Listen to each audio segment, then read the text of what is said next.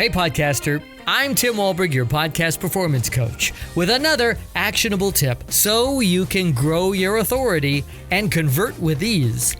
Today's tip is, don't underestimate the power of good show notes. If you slough off your show notes, if you're typing up one lousy paragraph to accompany a podcast that you spent hours producing, researching, and recording, you're doing your show and your audience a disservice.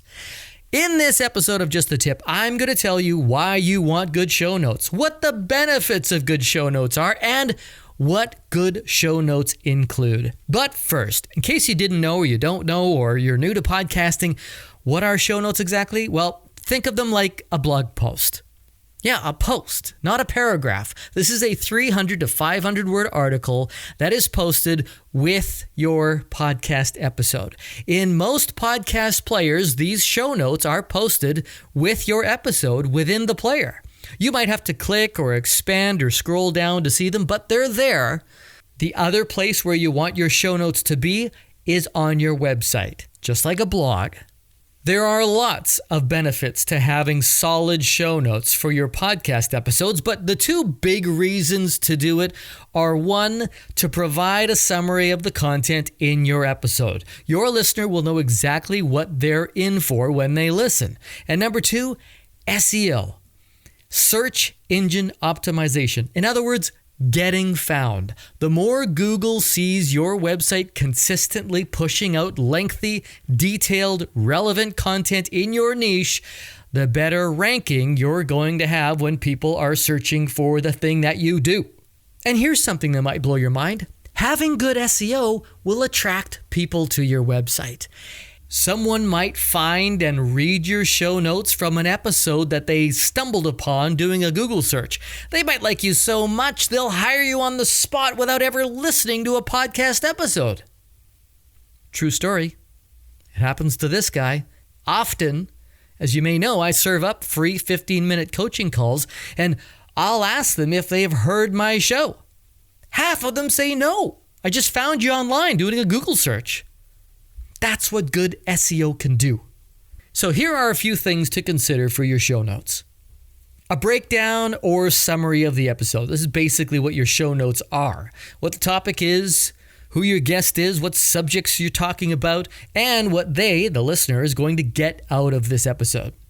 The way you want to display all of this can vary, but think of how you might like to consume an article. I like to include headings, breaking it up. Breaks in the text so you don't just have this one long body of content. Maybe these headings are questions with a paragraph that follows. Consider having lists or tables in your show notes. This is another way to break up your content. You might include images. If you're referencing things you want people to see in your episode and you talked about them on your episode, get them to look at the images on your website. Send them there. This broken up format makes it easier for your reader to navigate to the parts they want without wading through paragraph after paragraph of text. But it's also important to note when you're creating your show notes to do them in HTML. Don't think plain text. HTML is formatting that has headings, bold fonts, and hyperlinks.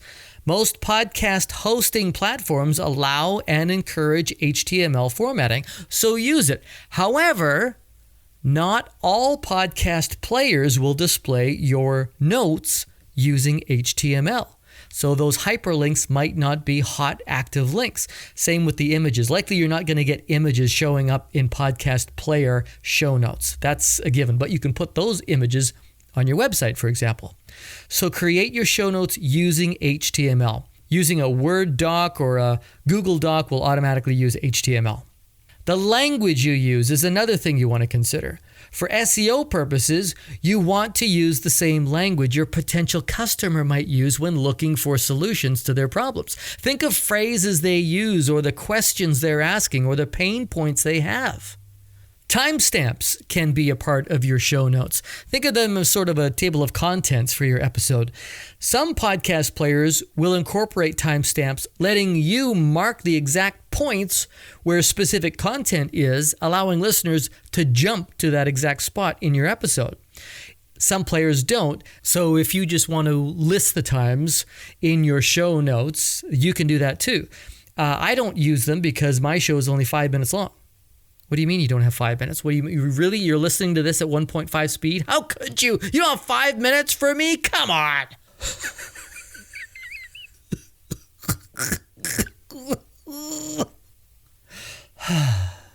If you have a more lengthy show, you might want to include some timestamps for your listener for them to see where to jump to. For example, 5 minutes into a show, you start talking about carbs versus proteins. And then at 12 minutes, we talked about the supersets versus cardio. And then at 22 minutes, the reason you should hire a personal trainer. And then one last consideration for your show notes, and this is really more of a must do, and that's links, including links into your show notes, links to your website, related episodes, links to your social channels, links to your guest's website, maybe a call to action link for people to download your latest offer. So those are a few things you should consider when it comes to posting show notes. SEO-rich language, a transcription possibly, timestamps possibly, and valuable links all incorporated in a well-formatted, easy-to-read summary of your episode. Remember the goal of your podcast. And if you're podcasting for your business, likely the goal is to get your listener to your website. Don't hold back when it comes to your show notes either. Serve the hell out of them, just like you do on your podcast.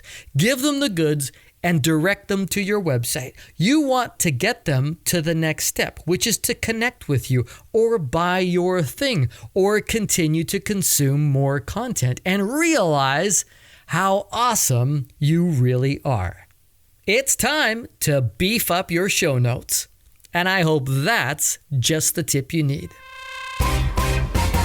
So you might be listening to this episode right now on your mobile phone, on the podcast player of your choice, or you might be on my website.